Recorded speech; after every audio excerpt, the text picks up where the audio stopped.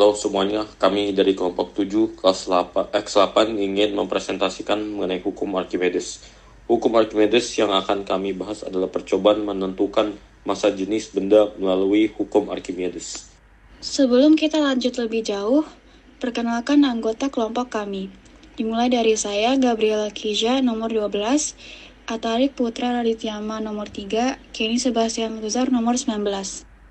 Tujuan kami dalam percobaan kali ini adalah menentukan massa jenis suatu benda dengan hukum Archimedes secara langsung.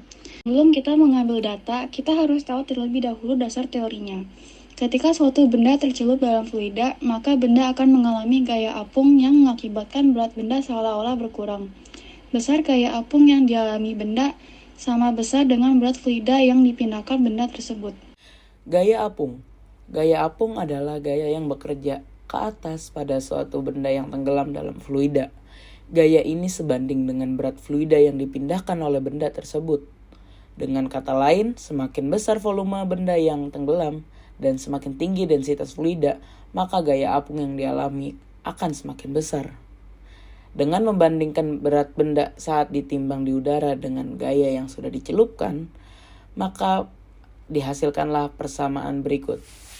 Rho benda sama dengan massa benda dibagi M aksen min M dikali rho fluida.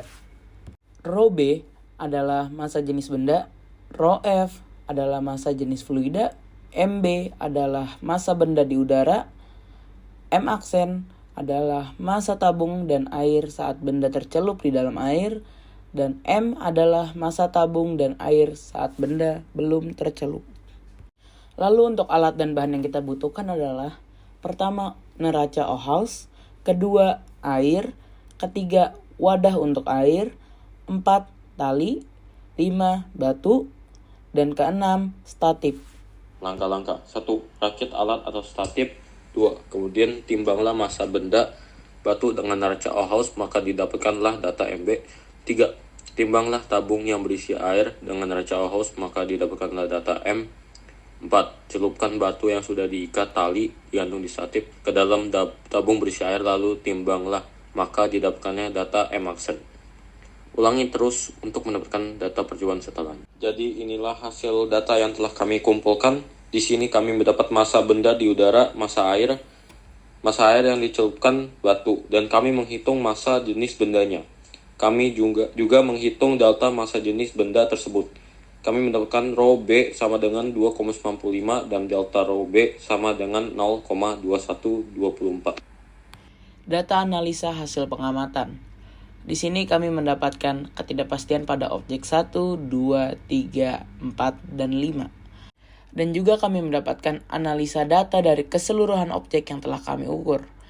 Dari data keseluruhan objek yang kami hitung, kami mendapat ketidakpastian 2,95 plus minus 0,2124 gram per cm kubik dan mendapatkan presentase kesalahan 7,20%.